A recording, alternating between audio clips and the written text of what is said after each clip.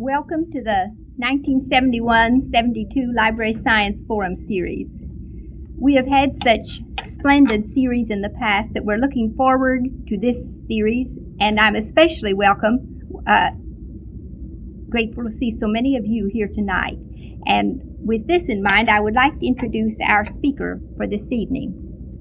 Mr. Albert Marshall, Director of Libraries at the Eastern Michigan State University at Ypsilanti, comes to us to introduce the series.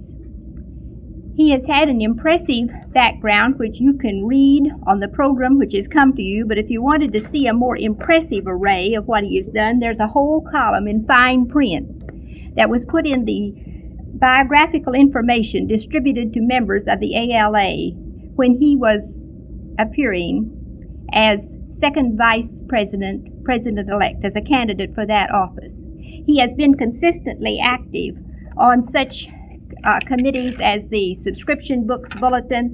He served as a counselor for the ALA. He's been with the Aconda Committee at its work, the ACRL Audiovisual Committee.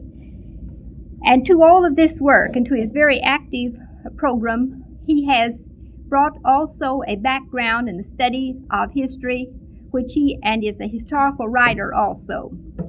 To this background, which he brings to his library science and to his work as a librarian, he introduces our series tonight, speaking on the topic, Getting It All Together.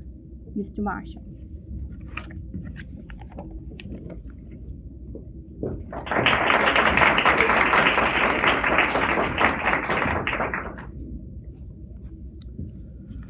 Well, ladies and gentlemen, I want to assure you that this is a very distinct pleasure for me to have my first opportunity of visiting Ball State University. I remarked as I came to the campus that I remember the name Ball State University because I am a Missourian, and I think perhaps about as close to Ball State then as I am now in Michigan. And I don't remember it as being an institution of approximately 17,000 students. I remember it as being a rather small institution, but I never heard anything bad about it. In fact, I sort of had the impression that, I've always had the impression that Ball State was a very outstanding school. Still have that impression. I suppose the one thing that I am impressed with, at least from what I have seen in the few hours I have been here, and from visiting with some of your library science faculty members, is even though the institution has grown tremendously, you have been able at least to maintain some of the small college atmosphere. We try to do that at Eastern. I don't think we're very successful. And those of us who have had, I think, the distinct privilege of studying at small institutions really feel that we have it over those persons who have had to study at the large, imposing institutions such as the University of Indiana, the University of Illinois, University of Chicago. Now, those are nice institutions and we recognize it, but I always had the feeling that those people never really knew what college was all about, that that things really happen in the smaller institution. And I somehow, having been at Eastern for the last 2 years, I still feel that way. I feel that the small college on the American scene has probably made a greater contribution to our democratic ideals than the larger institution. Now, I may be all wrong. This is just one of those concepts that I have. You might wonder about my topic, getting it all together. Well, when I was asked the first time what my subject would be, I couldn't answer immediately and pressed for an answer I said, well, I needed something general that I could talk about anything under. And I had been speaking on a variety of topics and really not changing the subject matter much. So I came up with this one, which is different from any others that I have used. And yet, I bet you don't know what I'm going to talk about.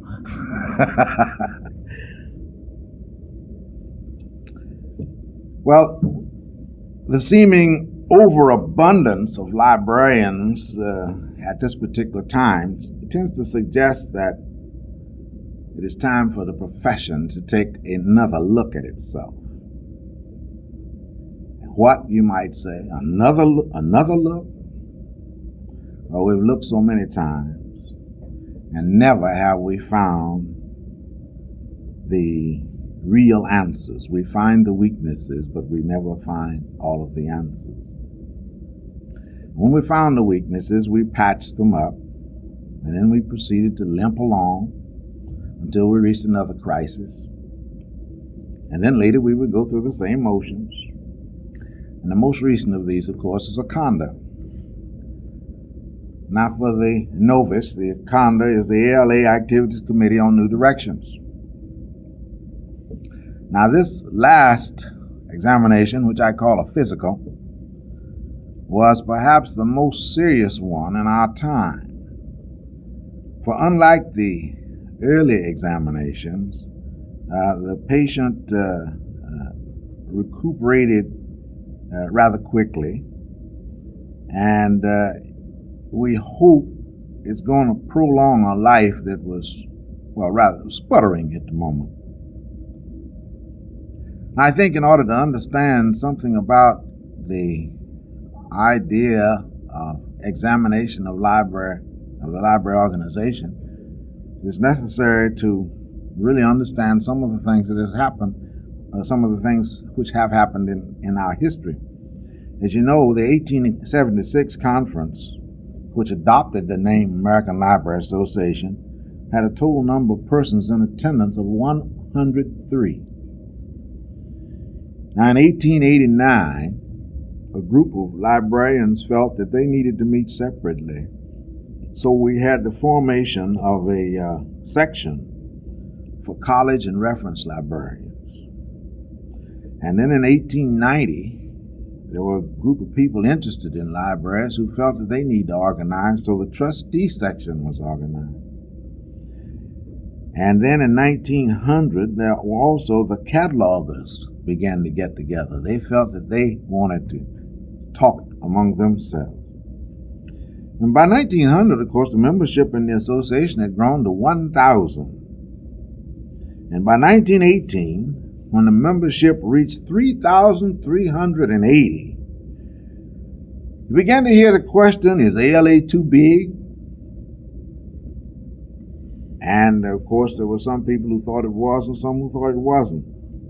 But then at the 1928 conference, by the way, which was held in West Baden, Indiana, I don't know where it is, but you probably do, the council approved a report of a special committee which recommended, quote, a periodic scrutiny of association activities within 3 years and not less frequently than every third year thereafter by a committee appointed by the president, such scrutiny to include as complete consideration of the effectiveness and results of the various activities as is warranted and practicable, with a view of suggesting to council possible changes of policy. Now that, end of quote. That was 1918. Well, in 1918, right. This committee had been prompted by the trenchant pen of John Cotton Dana, who had criticized the association activities. Now, out of that came what we call the First Activities Committee. First Activities Committee reported in December 1930. Charles H. Compton for many years the head of the St. Louis Public Library and who died just a few years ago, was the chairman of that committee. Now, that committee asked the membership first to respond to a questionnaire, and he found that the results were just as diverse and as contradictory as might be expected today. That was 1930. And the questionnaire covered such subjects as library extension, adult education, education for librarianship, foundation, projects, financing, publishing, membership, personnel practices, and where shall we have an ALA headquarters. Then a few years later, Paul North Rice headed the second activities committee, which included Charles Brown and Mabel Conant. Now, they reported in December 1934. Now, this was not an exhaustive report, as the previous committee was. They decided everything was running pretty smoothly in the association, and they thought that every 3 years was a little bit too often, and they thought it would probably be better if they did it every 6 years.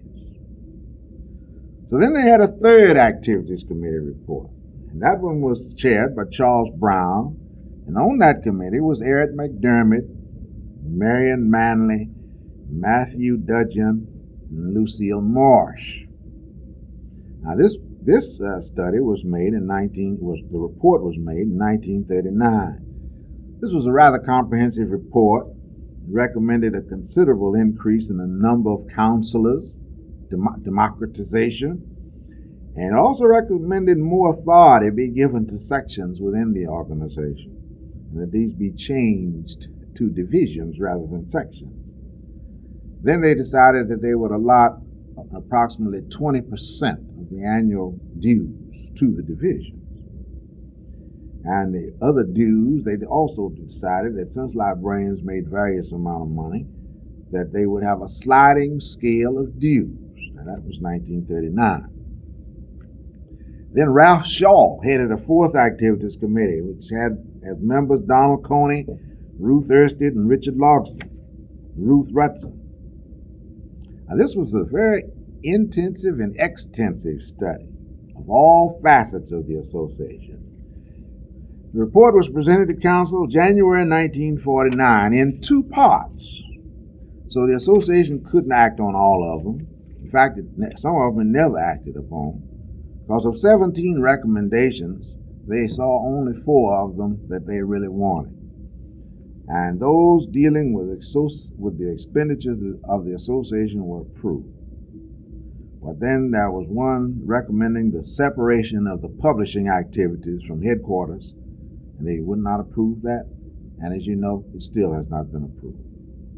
Other recommendations dealt with changes in administrative services and staff were not approved. Now, part 2 of that fourth activities committee report was made in January 1950. There were 5 recommendations regarding the executive board and its authority and responsibilities, and these were adopted. They were concerned with chapter relationships, also a present problem. Membership dues was under study. The executive board was asked to study the ALA bulletin, and it was decided to use the back pages of that for placement purposes. They were concerned with the headquarters library and the movement of ALA headquarters to Washington, D.C. The committee's recommendation for an increase in dues was finally passed at the next year's meeting in July 1951. Then, the next time they decided to study ALA, they hired a firm, Cressup, McCormick, and Paget. And these people came in, we paid them to come in and make a study.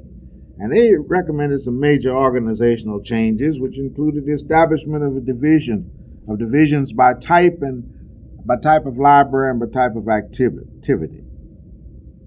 And they wanted a greater responsibility assigned to council.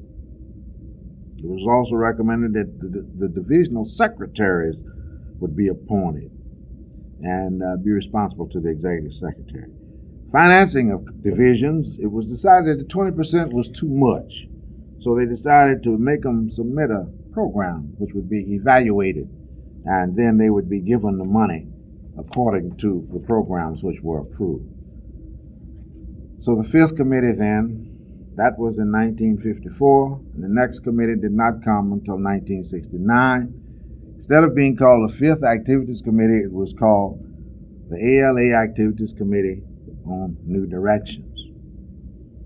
Now, this committee had as its chairman Fred Wagman, who became ill and had to give it up, and Catherine Leitch became the chairman of that committee. Well, this committee established several priorities. Times were changing. We felt that the first consideration of ALA should be social responsibilities. What are the social responsibilities of a library profession? What about manpower? Do we have too many librarians? Are we too proliferated? What are we going to do to get new people into the profession? Intellectual freedom was figured to be an important item at this time. Legislation, we were very much concerned with legislation, the kind of legislation going on the national level as well as on the state and local level. Felt that there ought to be more planning, research, and development, and that ALA should take a very strong hand in this respect.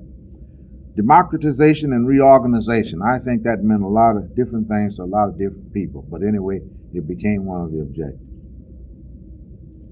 Now, the major changes which grew from this report was the establishment of an Office for Library Service to the Disadvantaged and Unserved, and limiting the service of members on no more than 3 positions, or to no more than 3 positions within the association. So now all members are limited throughout the association to no more than 3 positions, except foolish people like me. We changed the methods of nominating counselors so that all would be at large except, finally, chapter representatives. Then we made a we made a recommendation for an intensive study of headquarters, which has not yet been made. Now, depending to a great extent upon the person doing the diagnosing, many of the present-day symptoms indicate several varieties of cures, depends upon who the doctor is. But there are those among us who feel that we can't respect the old lady any longer, and that we just as soon see her dead. And at the other extreme, there are those of us who love her so much that we would do everything in the world we could or we can, transplant, rejuvenate, repair, or find an elixir to have her stick around a long life, indefinitely long life. I suppose the majority of the members are perhaps somewhere in the middle and do not have any strong feelings one way or the other. If we stop long enough in our diagnosis to consider all facets of the ailments, we come up with some marvelous and interesting discoveries.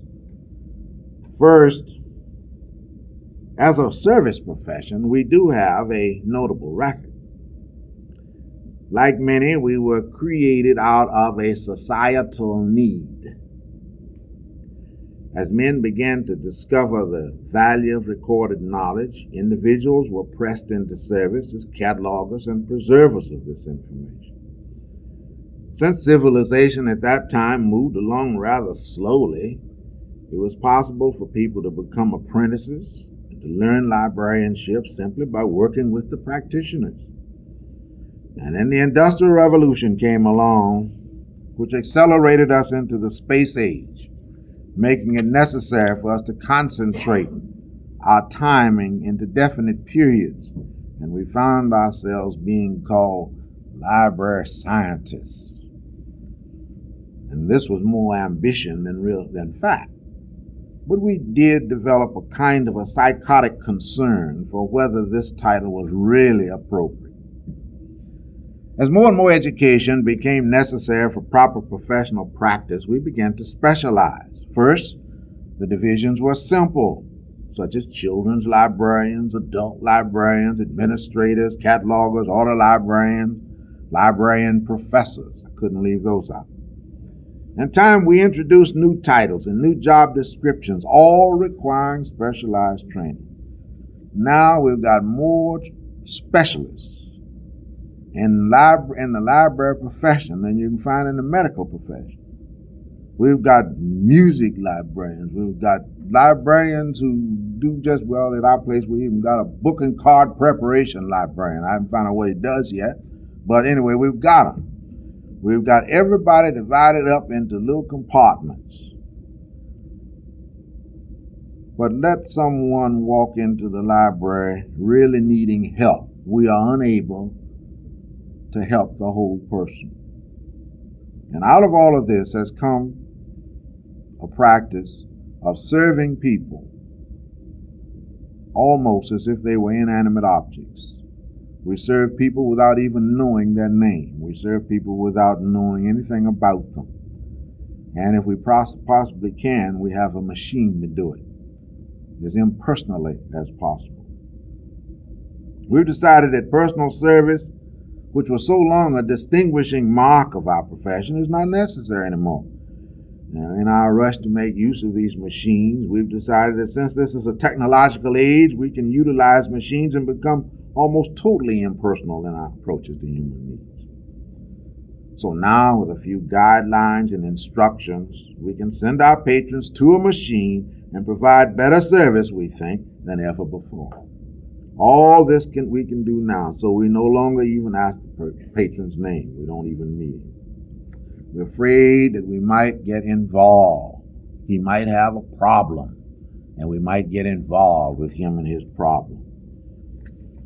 Thirdly, we've come to the point in our lives that we feel ourselves so independent that we can stand alone. We do not heed the words of Spinoza, who said, "Man is a social animal that can prepare with mutual aid far more easily what they need and avoid far more easily the perils which beset them on all sides if they remember that they are a social animal."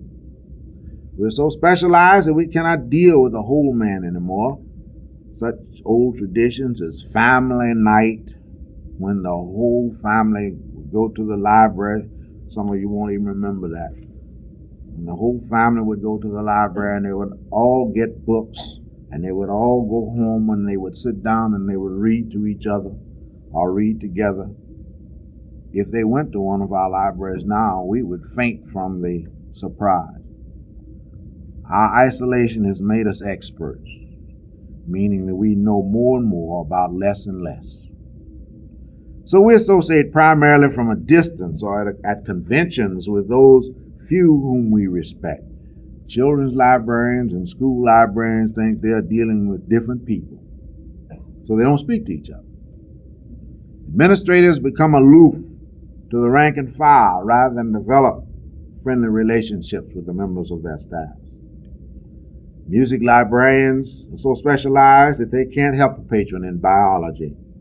Chemistry librarian would fall out if he had to serve someone who was interested in a literary bibliography or would have to prescribe a book for a 7-year-old. If these are some of the symptoms of the profession in the 1970s, and there are more, what can we do about them? Certainly the answer is not more proliferation, more division, more withdrawal. What then are some of the present alternatives which can give us new life, new vigor as a profession? I deal here with some general presumptions which I believe to be worthy of immediate consideration. First, we all seem to be hung up because we're seeking scapegoats. Everybody's seeking scapegoats. We no longer subscribe to the idea that we are the masters of our own fate, but we want always to blame somebody else. Perhaps if we really need a scapegoat, and perhaps we do, we should remember that other societies that we like to call primitive have long ago developed the answers to the problem of scapegoating. The Hebrews transferred their sins to a wild goat, as we are told in Leviticus 16:22. Even in present day so-called primitive groups They use rocks and trees and the wind and cows and wild animals as scapegoats. But in our highly developed society, we use people. We use blacks. We use Jews. You know, anybody, we like to refer to them as them. You know, anybody who's not us, them.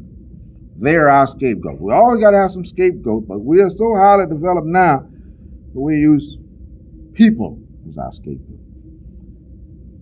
Now, in this process, we become various things. In our minds, we're racist on the one hand, or we're conservatives, or liberals, or egotists, and many other word designations, none of which can describe a whole human being. One psychologist tells us that no individual is a rubber stamp of his background. Rather, he is more like a live rubber ball.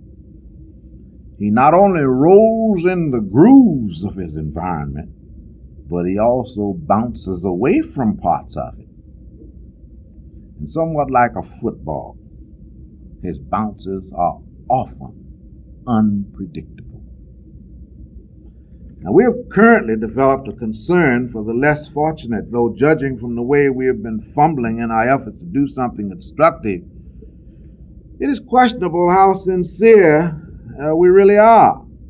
We talk glibly about white racism, but we have allowed our total social thinking to be clouded by the issue of race. All of us are racists, and that includes me, because of our background. We've been trained this way. The first thing that we see about a person is what color is he. Always. The first thing we see about an individual, what color is he? Now, we perhaps get to know him and tend to forget the color later. This is our background. I regret it as much as you, but this is what we are. Since we are known to be a new breed, a kind of, all of us, racial mixture, similar to many other racial mixtures in history, do we need really to kill the monster in our midst, the scapegoating of other human beings within our society? Identification, we are told, is the unconscious goal of every individual. Who are we? What are we? Why am I here? Our questions bounced around so much that one wonders if this is not really the lost generation. But must it stay lost? And are librarians lost too?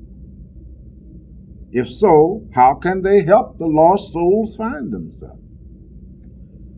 I'm reminded of a young man who remarked to a parent, "I have found Christ, and I now know he is the answer."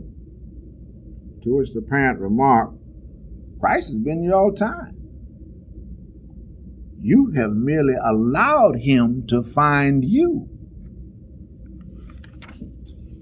The answers are always present. We must make an effort to prepare to know them when we see them. Sort of like opportunity. People say opportunity knocks but once, but those of more experience know that opportunity knocks many times. The real question is, can we recognize it when it knocks?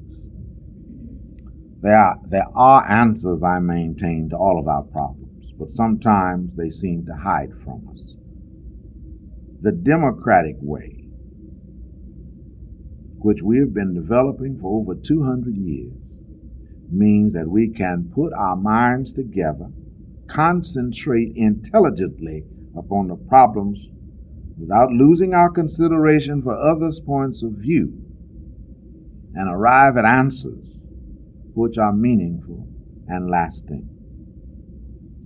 Rather than allow ourselves to be divided by age, by ideology, by religion, by skin color, by background, or by degree of affluence, we need to realize that we are gregarious. We really do need each other. We need our neighbors. We need close friends. We need a variety of expertise. We need not create devils or scapegoats out of other people. But if these are necessary, then we must create inanimate scapegoats. Advanced ideas, we should recognize at least by this time, created the society in which we live. Perhaps we need some ground rules for their planning and cultivation, but we do ourselves harm when we discourage them. Ideas of unionism, organizational restructure, academic freedom, freedom of expression are not necessarily bad because we may not agree with the way they are expressed. Receptiveness to these ideas means discussion, consideration, revamping, and often discarding, out of which comes personal growth as well as a maturity for all who are involved. Because of radical ideas about religion, this country was settled. A radical idea brought on the Civil War and freedom from bondage of slave and owner alike. A radical idea created Social Security. Most of you won't remember that, but I do very well. While other radical ideas became the foundation stone for many useful technological successes. Fortunately for us, perhaps some may view it unfortunately, this new generation of young people questions our values. Perhaps more important than a question of values is their disappointment and the pace by which change takes place. I've heard it said that young people have no concern for anything unless it is in a bottle. But be that as it may, we must consider that our rate of change has perhaps killed more people in this century than any other single cause. Consider, for example, some of the charges made in one of the currently popular books, Future Shock. A major thesis of this book, it seems to me, is that when change takes place at such a rapid pace, the human body is really unable to absorb it, leading some people to suicide, some to destruction of themselves and their inability to cope with the things such as automobiles, airplanes, and the amount of leisure. And some people just die from simple melancholia, dreaming of the good old days, in quotation marks. Recognizing, as we must, that not all change is necessarily good, we are faced with such problems as getting the proper nutrition, while at the same time reducing the amounts we eat.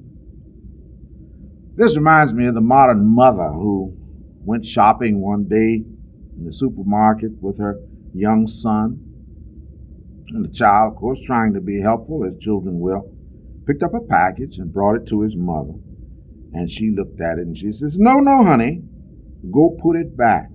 That has to be cooked." These ideas about which I speak have entered our profession. Many of us have protested, but just as other professions, we could not hold out long against them. The age of future shock was ushered in with the Industrial Revolution. We helped to speed it up when we insisted on fighting wars in which each side was trying to out-invent the other to create the other's destruction. Then we would feebly try to utilize these inventions for peacetime. But we lost something in the process. We lost a feeling for each other. We continued to unobtrusively teach hatreds to our children when we should have been developing more concern. Our national consciences tended to direct us into believing that God had created all men equal and in the dignity of the human spirit, but we continued to hold to ideas of stratification and inequality. As librarians, we didn't protest these actions, we perpetuated them. When our voices could have been used to redirect this trend, we merely followed along blindly after the pacemakers. An organization of persons devoted to service need not settle for mediocrity. We have a capability of leadership which the world needs today, but unfortunately, too many of us fail to respond. One definition of leadership, I'm afraid, describes ALA quite well. It reads as follows: organization is the art of getting men to respond like thoroughbreds. Now, when you call upon a thoroughbred, he gives you all the speed, the heart, and the sinew in him. But when you call upon a jackass, he kicks. There are too many jackasses in this organization of so-called thoroughbreds. I never cease to be amazed by people who call themselves professionals when they, in their next breath, they say, "But I do not belong to ALA."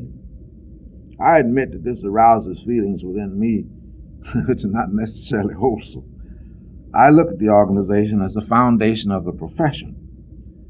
Like the human beings who make it up, it's not perfect, but it is the sum total. It is as strong as the sum total of all of us.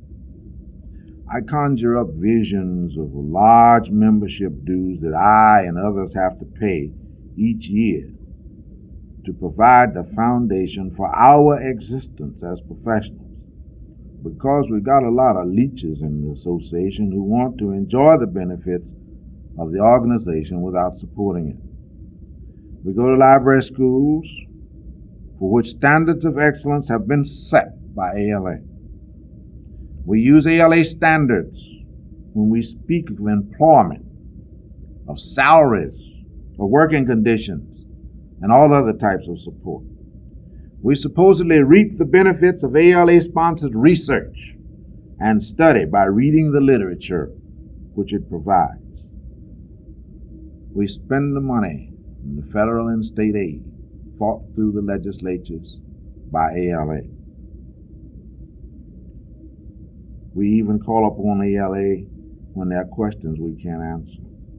And yet, we cannot support the one organization which is behind all of this.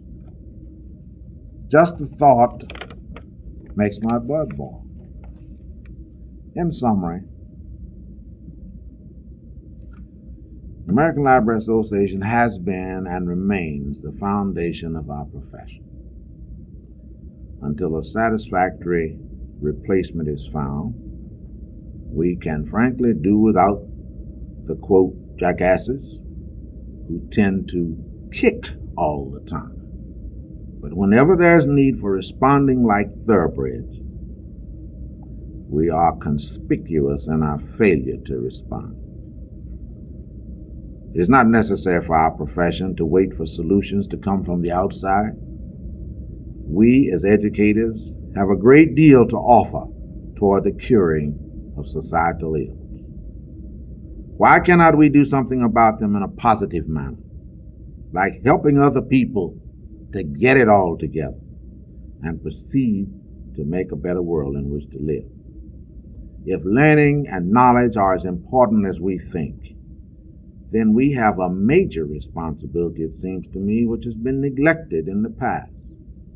If our democracy is to be strengthened through the provision of the freedoms to all citizens, then it is the librarians who are the best qualified people to play the role of the thoroughbred. Let us go about our major objectives of getting it all together. Let us stop taking the back seats to other people who are also concerned with education. Presidents of universities employ us because they think we have expertise. In too many cases, we have not shown this expertise. I always resent an outsider, when I consider anybody who's not a librarian, an outsider, coming to me and telling me how to run my business. At the same time, we're all involved in this matter of education. And when we sit down around the table to structure the type of education that we would like to see, and I'm talking about total education, I have ideas too. I'm a librarian. I am an educator. I respect myself as an educator, as a librarian, and I will demand the respect of my colleagues in the field of education. Thank you.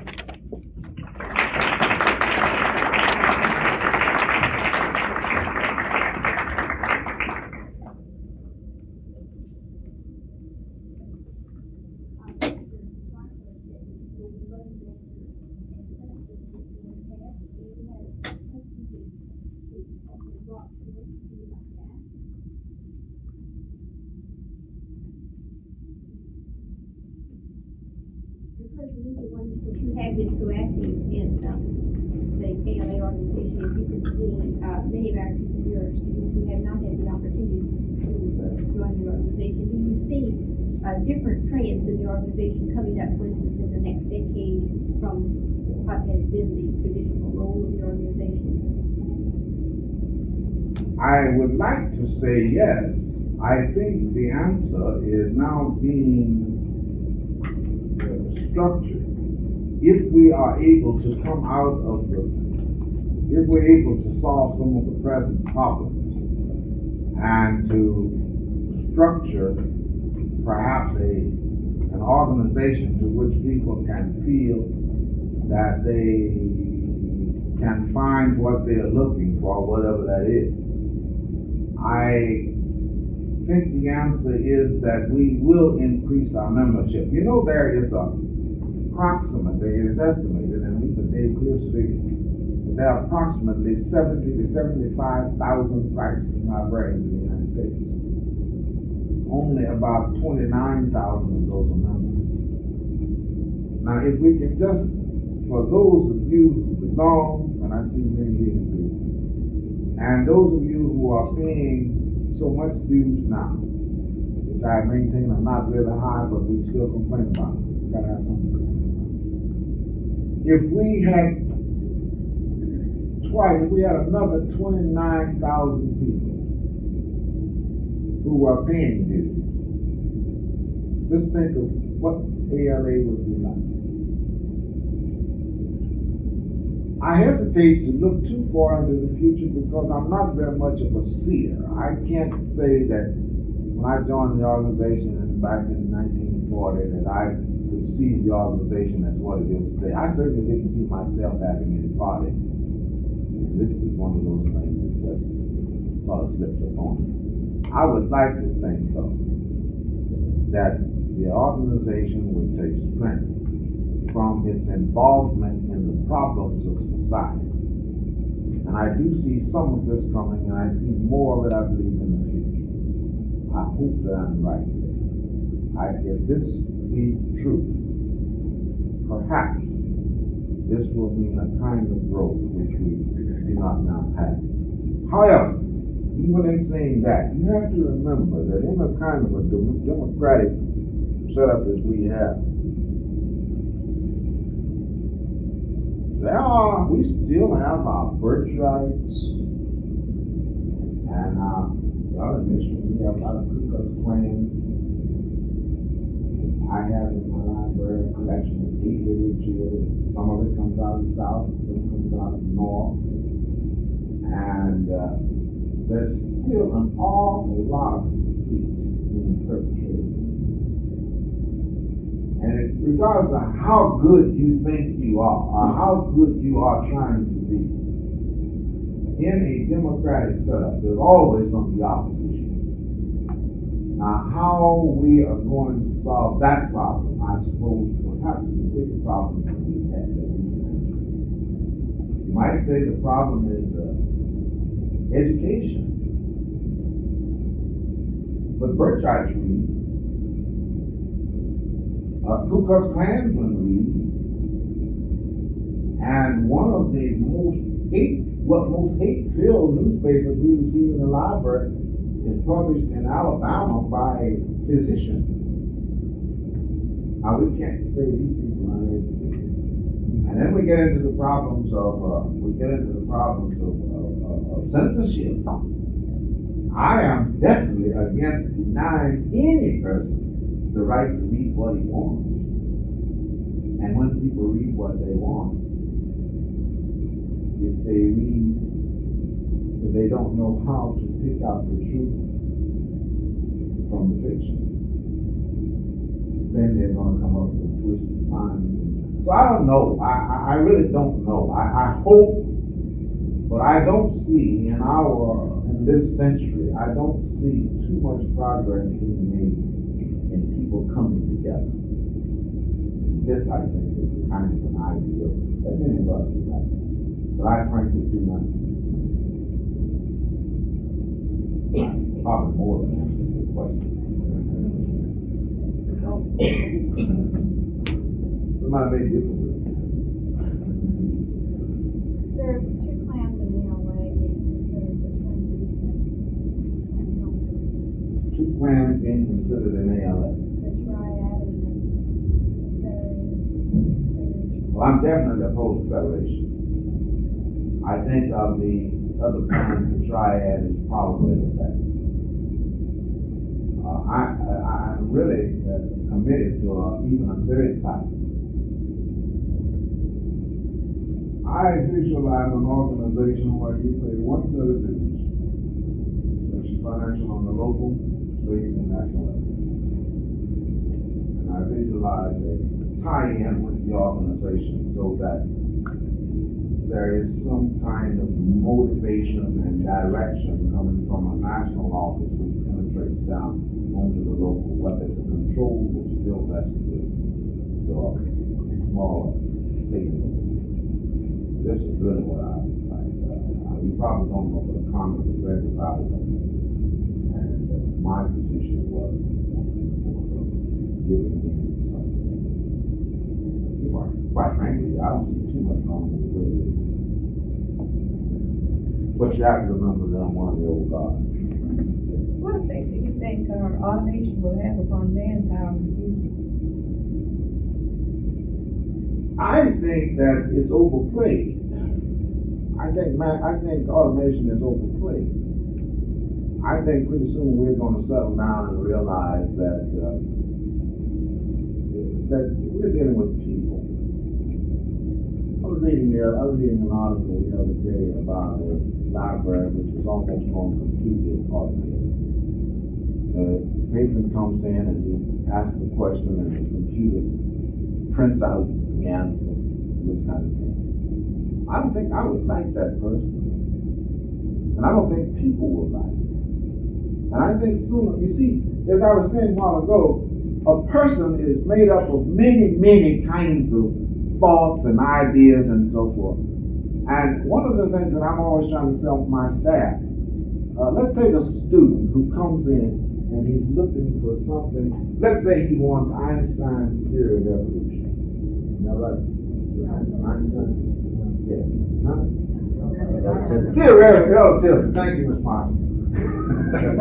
Einstein's theory of relativity.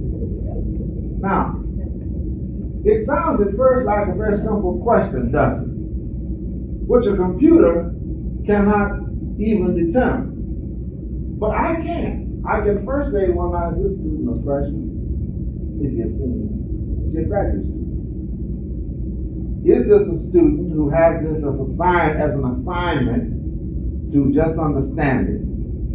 Or is this a student who has reached a stage in his own intellectual growth where he is driven to come to the library to try to find out? The first thing is, even if I'm going to an encyclopedia, it's going to determine whether I give him a world book or a conference or whether I'm going to give him an Encyclopedia Britannica, or whether I'm going to give him something that's even more technical than that. You see, it's going to depend a lot on the student. This I can do as an individual, but I don't know how we're going to feed this kind of thing into a computer. How's a computer going to do it? I frankly think we're going to turn away from it. Yes, we will use it in some ways, but remember also that all the computer has done is change the profession a little bit, because we actually have, it takes more people to work with the computer than the people they replace. So I don't think that's any great problem. You know, this is something we've worried about since the Industrial Revolution. If you people go maybe history, we've always worried about the invention of the new machine, and it always put more people to work than it had before. And I think this is what's happening now.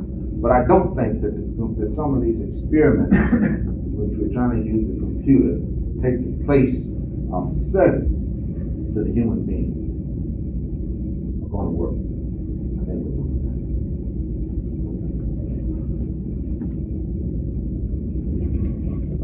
Well, thank you, ladies and gentlemen. I have very enjoyed this very much. I'm going to on the Ball State. And Mayfield over here and I were struggling back at Omaha a few years ago, and I'm so happy to get a chance to come and see him. First time I've seen him in about 22 years. I'm still doing it.